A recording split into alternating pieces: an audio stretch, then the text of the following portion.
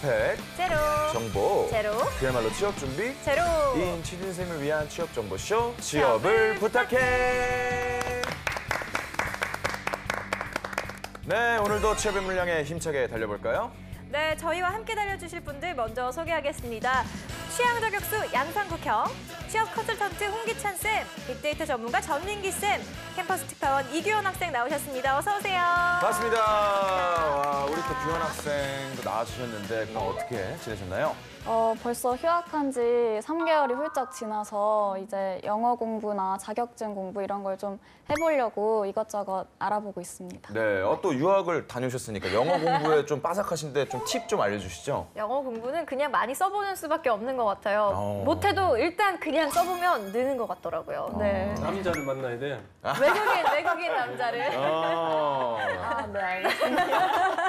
네, 좋습니다. 오늘도 취준생 여러분을 응원하면서 취업을 부탁해 시작하겠습니다. 먼저 취준생이 알아야 할 시사상식 퀴즈부터 알아야겠죠? 방법 네. 알려주시죠. 그날의 문제 출제자가 선정이 되면 퀴즈를 내주시고 나머지 출연자는 맞춰주시면 됩니다. 단, 캠퍼스 특파원에게 우선권이 주어진다는 점 알아주시면 좋을 것 같습니다. 그럼 오늘의 출제자 누군가요? 자, 오늘의 출제자 누굴까요? 누구. 오, 다행이네요. 제가 안 맞춰도 돼서. 네, 첫 번째 질문 그럼 바로 가도록 하겠습니다. 네. 이동통신사에서 이달 12월부터 시작하는 서비스로 기존 LTE보다 수십 배 빠른 이것은 무엇일까요? 1번 3세대 이동통신, 2번 4세대 이동통신, 3번 5세대 이동통신, 4번 6세대 이동통신. 네, 이거 너무 쉬운 것 같습니다. 기원 학생 웃었어요. 환한 미소가 딱 보였는데요. 아니, 헷갈려가지고 지금 LTE 안 쓰세요? 씁니다. 근데 보통 5G라고 하지 않나요? 확실한가 봐요. 저는 알 것 같은데요. 정말요? 네. 둘이 동시에 한번 얘기해볼까요? 그래요? 하나, 둘, 셋. 3번. 3번이 5세대니까. 네, 5세대. 정답입니다. 그럼요. 역시. 네. LTE 다음이 5G죠, 5G. 그쵸, 5G, 5G. 5G. 네. 네. 아무튼 이달부터 이동통신 3사가 모바일 라우터를 활용해서 5G 상용 서비스를 시작한다고 합니다. 네. 모바일 라우터는 휴대가 가능한 무선 인터넷 신호 발생 장치로 노트북과 함께 사용하는 휴대용 와이파이 공유기가 대표적인데요. 이 신호를 송출해서 내년 3월쯤엔 스마트폰 등으로 초고속 인터넷 서비스를 이용할 수 있게 된다고 합니다. 네. 네.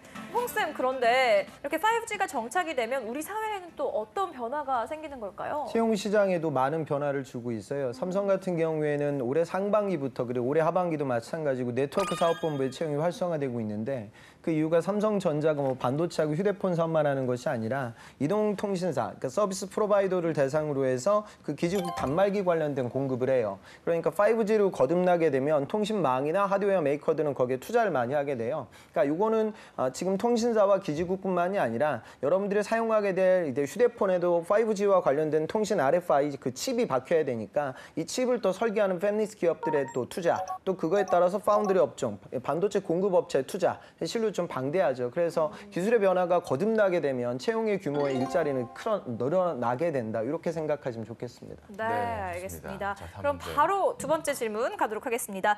불안정한 단위 표준 책정 방식을 좀 더 정확하게 개선하고자 국제 도량형 총회에서 물리적 수식을 도입해 내년 5월부터 적용하기로 했습니다. 이때 제정이 되는 4가지 단위 중 질량을 측정하는 단위는 무엇일까요?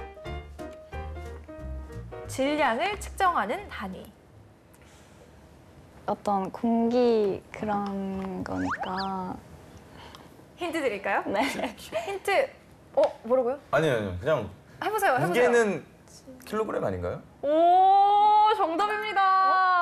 맞아요? 네. 오. 힌트가 몸무게였어요. 그래서 근데 옆에서 자꾸 킥 이러길래 왠지 정답을 얘기할 것 같아서 근데 물어봤는데 무게를 정답을 알고 재는 있었네요. 단위가 네. 4개가 있다고 하셨죠? 네. 그게 어떤 게 있는지 알 수 있을까요, 혹시? 일단 내년에 재정립되는 단위는 전류 측정 단위인 암페어, 온도 측정 단위인 켈빈, 물질의 양을 측정하는 단위인 몰, 그리고 킬로그램입니다. 이 중에서 질량을 측정하는 단위가 킬로그램이고요. 물론 일상생활에 아무런 영향이 없고 GPS 같은 첨단 기술이 좀 더 정교해지는 그런 거라고 하네요. 네, 좋습니다. 취업 준비 퀴즈 풀어봤고요. 이제 본격적으로 오늘의 기업에 대해서 알아보겠습니다. 화면으로 함께 하시죠.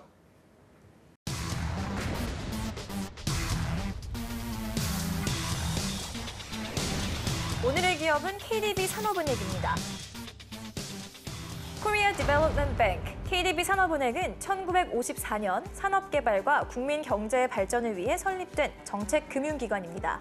한국전쟁 후 경제 재건을 주도하고 국가 성장 동력 확보, 시장 안전판 역할을 해왔는데요. 때문에 주된 자금을 상업은행에서처럼 예금에서 구하지 않고 금융 채권 등을 발행해 조달하고 단기적인 운전 자금보다 장기적인 설비 자금 융자에 치중하고 있습니다. 2008년 민영화 방침에 따라 산은금융그룹의 자회사로 편입, 2015년 한국정책금융공사와 통합하면서 기타 공공기관으로 재지정됐고요. 제1금융권은행으로 은행법에 적용을 받아 정부에서 100% 지분을 보유, 신용등급은 대한민국 국가신용등급과 동일합니다. 네, 산업은행은 이렇게 좀 이렇게 로고도 그렇고 네. 광고라고 할까요? 좀 그런 걸 좀 많이 본 것 같은데 일반 은행 중 하나로 봤는데 역할이 많이 다르군요. 우리 규현 학생 산업은행 잘 알고 계신가요? 뭔가 친숙하게 알고는 있는데 정확히 일반 은행과 어떤 차이점이 있는지 이런 것까지는 잘 모르는 것 같습니다. 네, 그럼 이 시간 산업은행에 대해서 자세히 알아보도록 하겠습니다. 먼저 빅데이터부터 볼까요, 전쌤? 네, KDB 산업은행과 관련해서 지난 1년간 5,500여 건 정도 언급이 됐습니다. 언급량이 많지 않은 거죠. 그래서 연관어를 보면은 산업은행, 회장, 경영, 금융, 투자, 구조조정, 법정관리, 구조 이런 단어들 볼 수가 있고요. 두 개의 기업이 이제 눈에 띄는데 금호타이어하고 한국 GM이에요. 이 두 개 회사에 대해서 사실은 좀 자금난을 겪을 때 자금이나 이런 것들을 투입해서 좀 살릴 때까지 안정적으로 좀 자금을 공급해 주는 그런 역할을 하고 있기 때문에 이런 것과 관련된 기사들이 상당히 눈에 띈다고 볼 수 있습니다. 네, 자 그렇군요. 자 그렇다면 홍쌤 산업은행의 채용이 궁금한데요. 어떻게 하고 있을까요? 그러니까 우리가 금융권 A매치라고 얘기를 해요. 그래서 금융권을 꾸준히 오랫동안 준비했던 친구들의 메이저 은행이라고 하면 뭐 한국은행이라든가 수출입은행 또 우리가 얘기하는 산업은행을 꼽습니다. 그래서 들어가기 당연히 쉽지 않은 포지션이고요. 사실은 고시급으로 좀 과거에도 이제 이해가 됐고 지금은 근데 NCS가 적용되면서 좀 많은 학생들을 더 풍부하게 도전하고 있어요. 19년도 신입행원 5급 채용이 지금 진행 중인데 실제로 보면 은행의 일반 직군 여기서 채용되는 인원이 약 한 49명 내외로 채용이 이루어지고 있고요. 그다음에 기술 직군에서도 한 10명 내외, 그다음에 전산 직군에서 한 6명 내외 채용이 있습니다. 그래서 금융 공기업들은 통상적으로 이렇게 채용 인원을 정확하게 좀 공지하는 편이고요. 연령이라든가 학력, 전공에는 제한 사항이 전혀 없습니다. 그런데 중요한 건 서류 심사에서 20배수 정도의 채용이 이루어지고요. 그다음에 이제 필기 시험이 이제 이루어져요. 여기서 한 채용 전체 인원의 한 3배수 정도를 선발하게 되니까 시험이 차지하는 비중도 상당히 높거든요. 그런데 일반 직군 같은 경우에는 경영학, 그다음에 경제학, 법학 이 중에 하나를 택일해가지고 전공 시험을 보게 되고 그다음에 기술 직군을 도전하는 친구들도 빅데이터, 그러니까 통계나 산업과학을 전공했던 친구들, 은행권에서는 요즘 빅데이터가 아주 주요한 이슈거든요. 그 외적으로 정보통신공학, 생명공학, 기계공학, 전자공학에서도 시험을 볼 수 있어요. 그러니까 산업은행은 우리나라의 미래 성장 동력을 좀 창출할 수 있는 그런 투자 활동도 이루어지고 있기 때문에 기술 직군의 채용도 같이 진행이 되고요. 그다음에 전산 쪽에서는 전산학 시험을 좀 보게 됩니다. 이를 통해서 디테일한 직무 지식을 확인하게 되고요. 그다음에 이제 일반 시사 논술 관련된 부분의 평가가 또 이루어지고 덧대어서 NCS에서 진행되는 직업 기초 능력 평가도 같이 준비를 해야 됩니다. 그래서 통상적으로 공기업들 도전했던 친구들이 NCS 준비를 하는데 산업은행은 그것과 함께 본인의 전공 분야에 대한 학업 이력도 갖고 있어야 실제적으로 이 시험을 좀 뚫어낼 수 있을 거예요. 면접장으로 가게 되면 채용 인원에서 한 1차 면접이 1.5배수 정도로 채용이 이루어지니까 상대적으로 면접의 경쟁률은 좀 낮은 편이죠. 그러니까 중요한 부분이 서류 심사와 필기 전형이 상당히 많은 비중을 차지하게 된다. 이렇게 좀 이해하시면 되겠습니다. 조금 더 덧대어 말씀드리면 이제 대학원에서 빅데이터 공부할 때 보면 같이 다니는 그 학생들 중 한 30~40%가 은행에서 온 분들이었어요. 그러니까 빅데이터라는 게 상당히 중요해졌고 앞으로 예를 들어서 은행권에 취업을 한다든지 그럴 때 대학원을 갈 때 본인의 전공 플러스 빅데이터나 정보보호대학원 이런 쪽에 이런 또 다른 스펙을 갖고 있으면 아마 취업하는 데 큰 도움이 될 것으로 보입니다. 네, 일단 산업은행 시험 단계에서부터 굉장히 준비해야 될 게 많은 것 같은데요. 네. 일단 본격적으로 기업에 대해서 알아보도록 하겠습니다. 먼저 떠도는 한간의 소문부터 확인해 봐야겠죠? 상국이 형. 네, 산업은행은 미성년자는 거래하기 힘들다고 카더라. 예, 일반 은행 같은 경우에는 뭐 미성년자건 뭐 성인이건 뭐 다 거래가 자유로운데 산업은행은 좀 다르다고 합니다. 통장을 만들려면 부모님의 허락을 먼저 받아야 한다고 합니다. 근데 통장 만드는데 부모님 허락까지 만드는? 아무래도 좀 이런 뭐 우리가 나누는 산업은행이라든가 IBK 기업은행 같은 국책은행 또는 특수은행들은 이런 절차적인 부분들이 다소 까다로운 것 같아요. 그래서 타 은행 대비 지금 이 산업은행 같은 경우에는 만 19세 미만은 모두 이제 법정 대리인, 그러니까 부모님 같은 분들이 되겠죠. 법정 대리인이 방문하거나 법정 대리인이 오지 못할 때는 그 방문하지 못한 이런 신분증과 또 인감 증명서를 갖고 이런 계좌를 만들어야 된다고 하니까요. 다른 은행들 대비는 좀 이런 것들이 좀 꼼꼼하게 진행되는 것 같습니다. 알겠습니다. 자, 그러면 산업은행 직원들 연봉 또 어떻게 됩니까? 네, 자플래닛이 올해 11월에 공개한 자료를 보니까요. 평균 연봉이 4,214만 원인데요. 사원이 3,976만 원, 대리가 5,503만 원, 과장부터 이제 연봉이 대폭 올라갑니다. 7,025만 원, 차장 8,462만 원, 부장이 되면 1억 4,625만 원을 받게 됩니다. 역대급 아니에요? 많이 받네요. 네.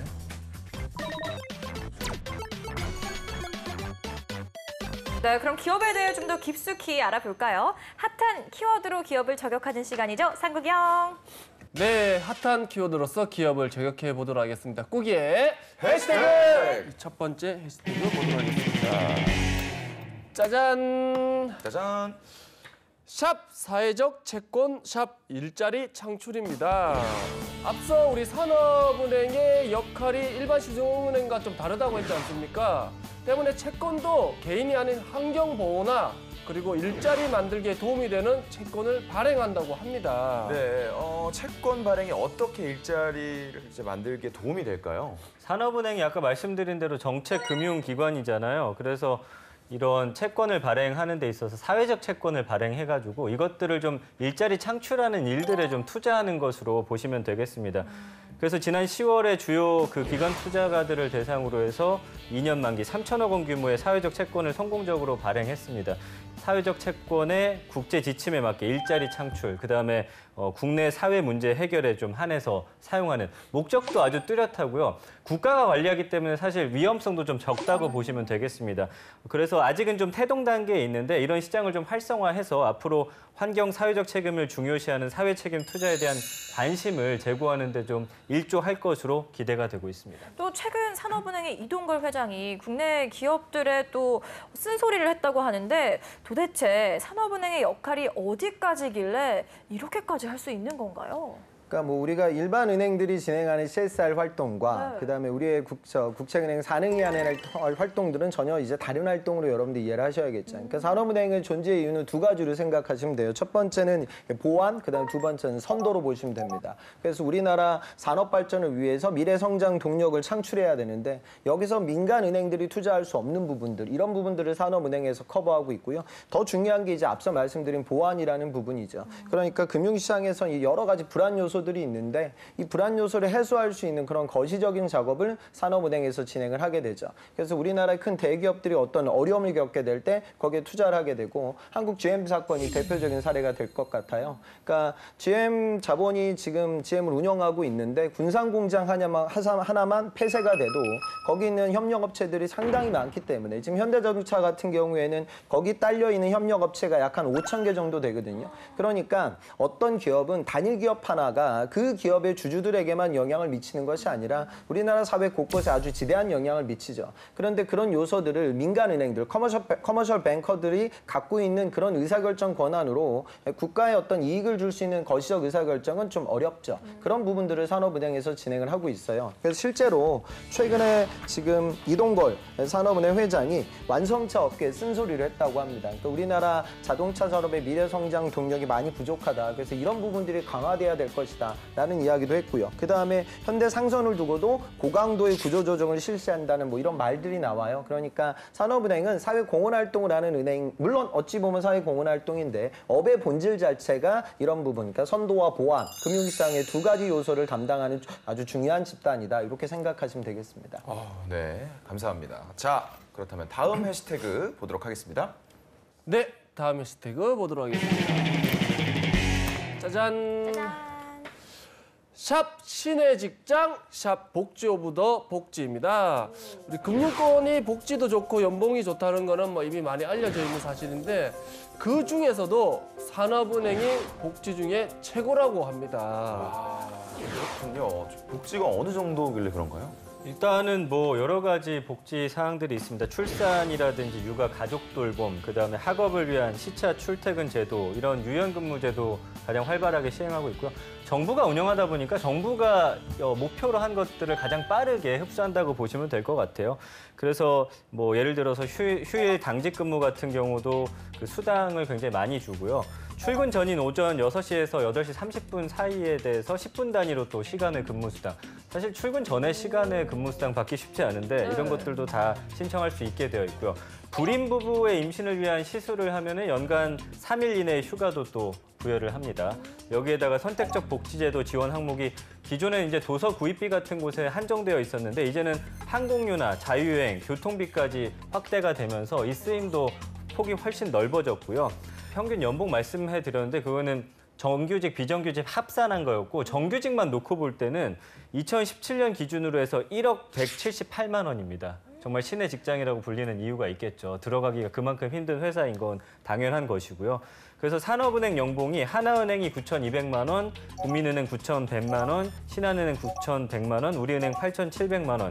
이 4대 시중은행보다도 훨씬 높다라는 것이 아마 많은 학생들이 꼭 들어가고 싶어하는 그런 은행이 아닌가 이렇게 생각이 됩니다. 네, 그리고 이야기를 들어보니까 왜 복지 오브 더 복지라고 불리는지 알 것 같은데요. 한편으로는 이렇게 공적 사업을 하는 은행이 복지가 이렇게 좋아도 되나 싶은데 어떻게 보시나요, 홍쌤? 그러니까 산업은행은 사실은 이제 국책은행이지만 엄밀히 따지면 민영화된 단체예요. 그래서 좀 일반 은행의 잣대와 공무원의 잣대를 같이 좀 상충시키기가 어려운 부분들이 있죠. 그리고 실제로도 산흥 측에서는 임금이 높은 이 고경력, 경력이 있는 이 직원의 비중이 전체 산흥의 한 40%가 넘는 이런 좀 기형적인 구조를 갖고 있다고 해요.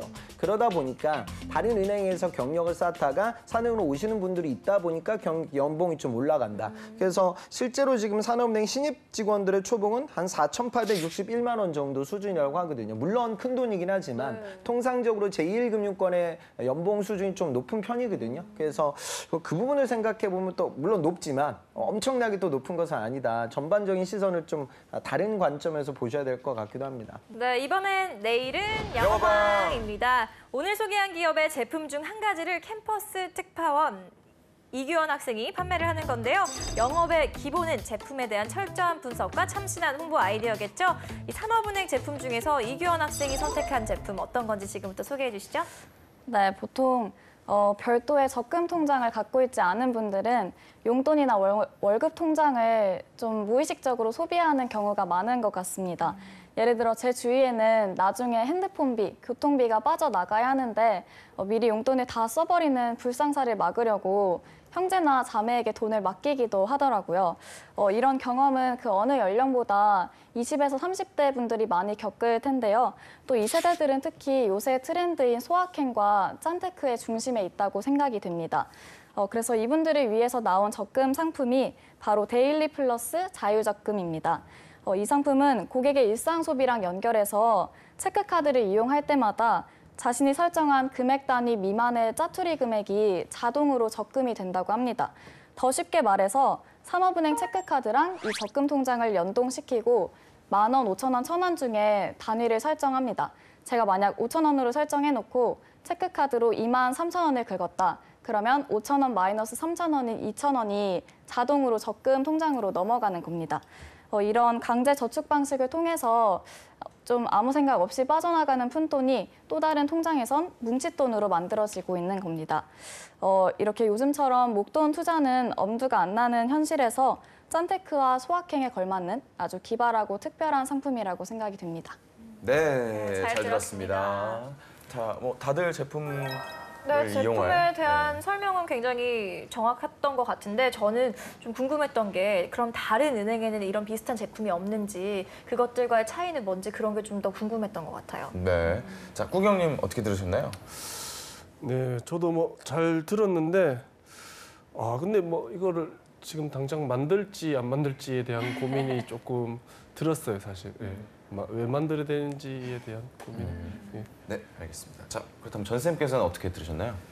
글쎄 뭐 내용적으로는 늘 보면 준비를 잘 해오는 것 같아요, 규원 학생이. 그러나 몇 번 지적한 바도 있지만 말이라는 건 사실 잘 들려야 되거든요. 그러니까 본인이 준비해온 것을 상대방에게 어떻게 잘 전달할까가 늘 좀 아쉬운 부분이에요. 그러니까 에너지 부분에 있어서도 늘 좀 차분하고 조근조근 말을 잘하는 편인데 굉장히 똑똑해 보이고 논리적으로 말하는 것 같으나 이상하게 귀에 걸리는 내용이 조금 약하다라는 거예요. 이거는 좀 고민해 볼 부분인 것 같습니다. 키워드를 좀 더 명확하게 뽑는다든지 내가 공부하고 준비한 것들을 어떻게 해서 상대방에게 잘 전달할까에 대한 좀 연습이 필요하지 않을까라는 생각이 매번 드는 경우예요. 그래서 이것을 본인이 한번 녹음을 해보시고 들어본 이후에 이게 왜 내용 같은 것들이 잘 들리지 않을까에 대한 좀 연구가 필요할 것 같아요. 내가 준비 많이 했는데 상대방에게 전달이 잘 안 된다라고 하면 그건 상당히 아쉬운 부분이거든요. 그래서 이렇게 좀 기운이 좋은 박신영 아나운서나 좀 말이 귀에 잘 들리는 사람들의 어법이나 화법에 대해서도 한번 연구해보면 어떨까. 뭐 큰 시간이 들진 않거든요. 네, 좀 그런 노력이 좀 필요해 보입니다. 네, 되게 좋은 것 같아요. 녹음해서 들어보면은 맞아요. 제가 평소에 제가 생각했던 목소리랑 다르거든요. 맞아요. 그리고 언어 습관 같은 것도 귀에 쏙쏙 네, 들어와요. 한번 해보면 좋을 것 같습니다. 우리 홍 쌤께서 마지막으로 어떻게 보셨는지요? 우선 우리가 지금 다루는 은행이 KDB 사는이기 때문에 규현 학생이 얘기했던 식의 접근은 사실은 이제 일반 은행에 더 가까운 부분이에요. 그런데 뭐 사는으로 지금 이 뭐 금융 서비스 관련된 제안을 하기 어렵기에 이쪽으로 잡았던 건 괜찮은 것 같고요. 그 다음에 우선은 소확행, 그 다음에 1인 가구라는 타겟팅이죠. 카드사들 입장에서는 1인 가구들이 돈을 많이 써야 돼요. 그래야 카드사의 매출이 이제 늘어나게 되고 제1금융권 입장에서는 요즘 또 젊은 층들이 저축을 하지 않거든요. 그러니까 그런 부분들을 좀 끌어들이기 위해서 저축에 대해서 재미를 부여하고 또 1인 가구들에게 작은 돈이지만 쉽게 저축할 수 있는 그런 프로모션은 저는 좋은 접근인 것 같아요. 그런데 아까도 발표가 나왔지만 발표의 전개가 이루어지는 부분에 있어서 우리 은행이 왜 1인 가구를 잡아야 하고 1인 가구의 이런 소비 패턴이라는 건 한 번의 저축이 아니라 지속화되고 또 1인 가구들의 시장이 점점점 커진다는 그 배경을 좀 깔아줘야겠죠. 그러니까 발표를 진행할 때 본인이 이런 아이디어를 제안하게 된 배경 정리, 그리고 아이디어에 대한 핵심, 그리고 그 아이디어를 실행할 수 있는 구체적인 방안, 그리고 마지막에 이를 통한 기대 효과, 이렇게 좀 4단계로 정리를 하게 되면 지금보다는 딜리버리가 더 잘 이루어질 것 같습니다. 그래서 규현 학생이 발표력이 좀 좋은데 이런 논리 구조에 대한 정리가 좀 안 돼 있다 보니까 전달이 좀 안 되거든요. 이 부분을 좀 강화시키면 더 좋을 것 같습니다. 네, 얘기 잘 들었습니다. 네. 이번엔 실전 면접 기출 문제를 풀어보는 시간이죠. 상국영. 자, 그리고 한국 경제는 지금 위기입니까? 네, 저는 굉장히 단계적으로 위기를 겪고 있다고 생각합니다. 기업들은 세계적인 불황 속에서 계속 저성장 기조를 보이고 있고 이로 인해 새로운 투자나 사업에 힘쓰기가 어렵습니다. 또 이 같은 상황이 계속해서 일자리 문제를 야기하고 있고 또 이게 청년 실업률이 또 큰 사회 문제로 대두되게 하는 이런 좀 구조적이고 단계적인 위기를 겪고 있지 않나 생각합니다. 우선 그 얘기를 했으면 좋겠어요. 사능에 종사하는 사람들이라 하면 설령 지금이 호황이라 하더라도 위기의식을 갖고 업무를 수행해야겠죠. 왜냐하면 이제 새로운 미래 먹을거리를 찾아야 되고 또 금융권에서 벌어질 수 있는 일시적인 리스크 요인들이 있으니까요. 그 부분에 대한 우선 직업관을 깔아주고 그다음에 현재 상황에 대한 이야기가 나왔으면 좋겠어요. 그리고 지금 제가 먹고 사는 이유가 반도체인 것 같거든요. 그러니까 이 반도체 산업이 없어지게 되면 이공계들의 채용 자체가 아예 무너질 거예요. 그러니까 저는 지금 제일 개인적 걱정거리가 뭐냐면 저도 반도체 그 다음이 무엇일까라는 의구심이 들고 이 물음에 대해서 우리나라 산업의 어떤 금융적인 서포팅 업무를 수행하고 있는 사는도 고민이 많을 거예요. 그래서 저는 뭐 당연히 지금이 위기 상황이라고 보고요. 그 위기 상황을 좀 극복하기 위해서 사능이 해야 될 업무는 무엇이고 또 정부가 해야 되는 롤은 무엇이고 또 우리나라 민간 기업들 또 테크니컬 담당하는 학계에서는 또 어떤 연구를 해야 될까 이런 전반적인 계획에 대한 언급도 같이 좀 이루어지고 위기의식이라고 얘기했으면 좋겠어요. 그러니까 지금 위기라 이게 위기자 아니자 지금 이 부분에 대해서 정치권에서도 말이 많은데 그런 부분이 아니라 이 업무를 수행하고 있는 사능의 내가 행원으로서의 위기의식에 대한 본인의 직업관을 보여주면 조금 더 부드럽게 다가갈 것 같습니다. 네, 이렇게 실전 면접까지 마무리하면서 지금까지 산업은행에 대해서 알아봤는데요. 규현 학생 어떤 매력을 느꼈나요? 저는 이 프로그램 나온 이래로 좀 더 이렇게 공적인 목적을 가진 기업은 오늘 처음 공부해보는 것 같은데 좀 더 특수성이 있다는 점에서 흥미로웠던 것 같습니다. 네. 자, 홍쌤의 꿀팁도 빠질 수 없겠죠? 이제 12월이 됐단 말이에요. 그래서 현실적으로 이제 이번 하반기 공채가 마무리됐어요. 물론 간혹 가다가 12월에 뜨는 히든 챔피언들이 있으니까 도전을 해야겠지만 또 그 기업의 채용 규모가 많지 않기에 우리는 다음 시즌에 대한 준비를 하셔야 됩니다. 12월, 1월, 2월 석 달이거든요. 그러니까 석 달이라는 시간 여러분들 되게 길게 느껴질지 모르겠지만 제가 보기에는 상당히 짧아요. 100일도 안 되는 시간이거든요. 그 시간 동안에 내가 어떤 준비를 해야 될까? 아까 규현 학생이 지금 휴학하고 나서 석 달 정도 시간이 흘렀다고 했는데 그 시간도 이제 면접장 가서 또 질문 분명히 받게 될 거예요. 그래서 석 달을 타이트하게 보낼 수 있는 계획을 11월 초에 무조건 마무리 짓고요. 연말과 함께 취준에 대해서 몰입하는 여러분들이 되셨으면 좋겠습니다. 네. 자, 취업을 부탁해 지금까지 산업은행에 대해서 알아봤습니다. 자, 잠시 후 2부에서는 또 다른 기업을 만나보도록 하겠습니다. 좀 이따 일단 만나요. 만나요.